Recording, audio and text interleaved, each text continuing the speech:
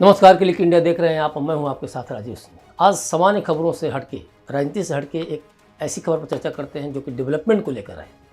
उत्तर प्रदेश के बलिया की बात है। बलिया जिले के एक छोटे से गांव सागरपाली में इन दिनों हलचल है।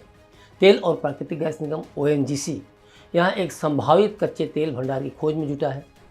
स्थानीय किसानों की जमीन पर चल रही खुदाई और गहराई में छुपा हुआ काले सोने यानी कि क्रूड ऑयल का रहस्य ये है कि सब कुछ देखा जाए तो संकेत दे रहा है कि बलिया अब सिर्फ एक सीमांत जिला बन के नहीं रहेगा। यह खोज न केवल पूर्वांचल की तस्वीर बदल सकती है बल्कि भारत की ऊर्जा सुरक्षा और आत्मनिर्भरता के सपनों को भी साकार कर सकती है। भारत दुनिया का तीसरा सबसे बड़ा तेल उपभोक्ता है, लेकिन हैरानी की बात यह है कि हम अपनी ज़रूरत का लगभग 78% कच्चा तेल बाहर से खरीदते हैं। हर साल भारत को 15 से 18 लाख करोड़ रुपए सिर्फ कच्चा तेल खरीदने में खर्च करने पड़ते हैं। यह खर्चा सिर्फ विदेशी मुद्रा की जेब हल्की नहीं करता, बल्कि देश के आम आदमी तक इसका सीधा असर पहुंचता है। जब भी अंतर्राष्ट्रीय बाजार में तेल महंगा होता है, भारत में पेट्रोल, डीजल, रसोई गैस और ट्रांसपोर्ट महंगा हो जाता है। तेल के दाम बढ़ने पर संसद से लेकर सड़कों तक सियासत गर्म हो जाती है। विपक्ष महंगाई के सवाल पर सरकार को घेरता है तो सरकार तेल उत्पादक देशों की मनमानी और वैश्विक संकटों का हवाला देती है। और इन सब से होता क्या है? आम आदमी परेशान होता है, क्योंकि महंगाई से तेल तक सीमित नहीं रहती, हर चीज़ महंगी हो जाती है। अगर बलिया जैसे इलाके में तेल का वाणिज्यिक उत्पादन शुरू हो जाता है तो इसका असर सिर्फ बलिया या उत्तर प्रदेश तक सीमित नहीं रहेगा, बल्कि राष्ट्रीय स्तर पर भी महसूस होगा इसका असर। भारत की आयात निर्भरता में भी कमी आएगी। अरब देशों और रूस जैसे देशों पर हमारी पकड़ मजबूत होगी। अगर देश के भीतर ही तेल निकलेगा तो इसका फ़ायदा सीधे सीधे महंगाई पर भी दिख सकता है। इसका एक बड़ा राजनीतिक असर भी पड़ेगा। ऊर्जा आत्मनिर्भरता की दिशा में उठाया गया यह कदम भारत को न सिर्फ विदेशी दबावों से बचाएगा, बल्कि घरेलू स्तर पर महंगाई और तेल की रणनीति में भी बदलाव ला सकता है। अगर भारत तेल आयात कम कर पाता है तो सरकारों पर महंगाई नियंत्रित करने का दबाव भी कम होगा और आम नागरिक को राहत भी मिलेगी। बलिया की यह खोज सिर्फ एक तेल कुएं की खुदाई नहीं है, बल्कि यह देश के विकास, राजनीति और राष्ट्रीय सुरक्षा से जुड़ा हुआ बड़ा मोड़ हो सकता है। बलिया और पूरा पूर्वांचल वर्षों से एक ही दर्द झेलता रहा है: गरीबी, बेरोजगारी और गांव से बाहर पलायन। यहाँ के हजारों नौजवान हर साल अपने घर गांव छोड़कर दिल्ली, पंजाब, गुजरात और महाराष्ट्र जैसे शहरों में नौकरी ढूंढने निकलते हैं, काम ढूंढने निकलते हैं। लेकिन अब बलिया की धरती के नीचे जो तेल मिला है उसने एक नई उम्मीद जगा दी है। अगर वहाँ तेल से जुड़ा बड़ा उद्योग बसता है तो रिफाइनरी से लेकर पेट्रोकेमिकल कारखाने, गोदाम, ट्रांसपोर्ट, होटल, बाजार और कई दूसरे रोजगार खुद ब खुद तैयार हो सकते हैं। इससे पहली बार ऐसा हो सकता है कि बलिया और पूर्वांचल के नौजवानों को अपने ही गाँव और जिले में काम मिल जाए। खेत मजदूरी और नौकरी के लिए उन्हें प्रदेश न जाना पड़े। माँ बाप के बूढ़े हाथों को बेटों का सहारा पास में मिल सके। अब इससे अच्छा क्या हो सकता है?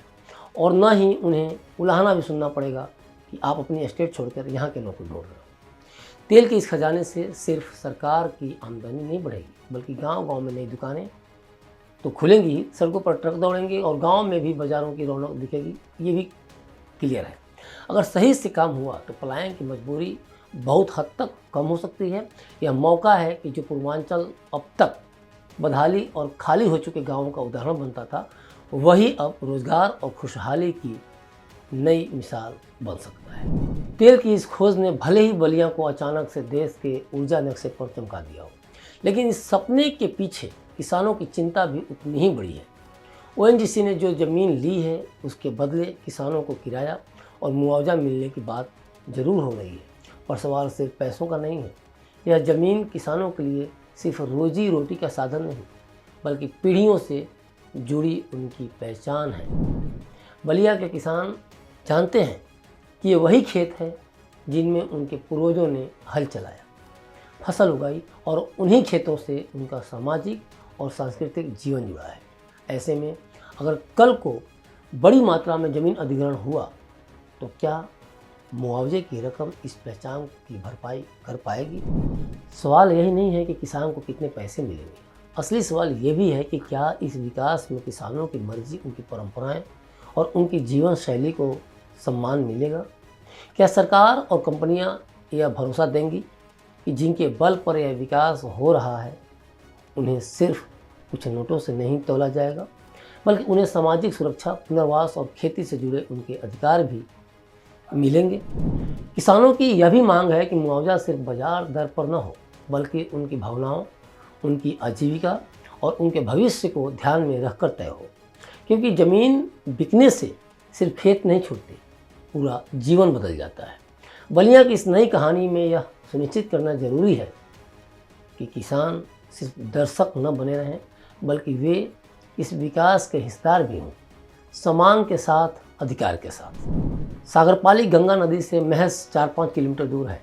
विशेषज्ञों का कहना है कि गंगा बेसिन में बड़े पैमाने पर ड्रिलिंग, रिफाइनरी और औद्योगिक कचरे से नदी की पारिस्थितिकी और भूजल स्तर पर बुरा असर पड़ सकता है। पहले से ही यह इलाका गंगा प्रदूषण और भूजल गिरावट से जूझ रहा है।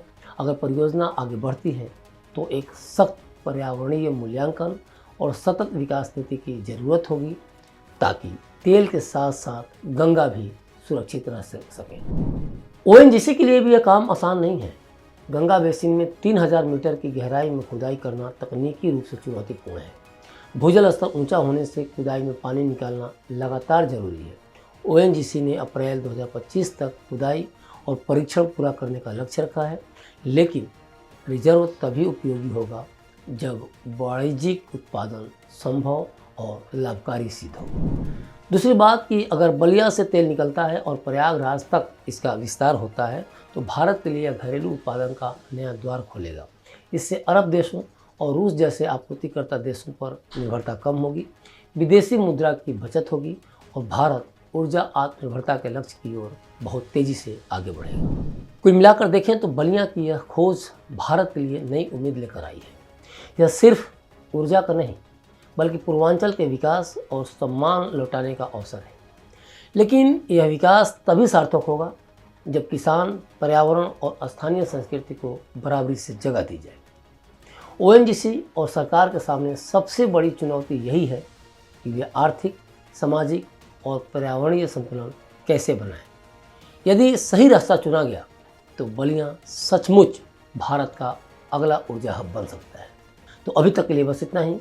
आपकी इस पूरी खबर पर क्या प्रतिक्रिया है, हमें कमेंट बॉक्स में कमेंट कर जरूर बताएं और बने रहें क्लिक इंडिया के साथ। शुक्रिया।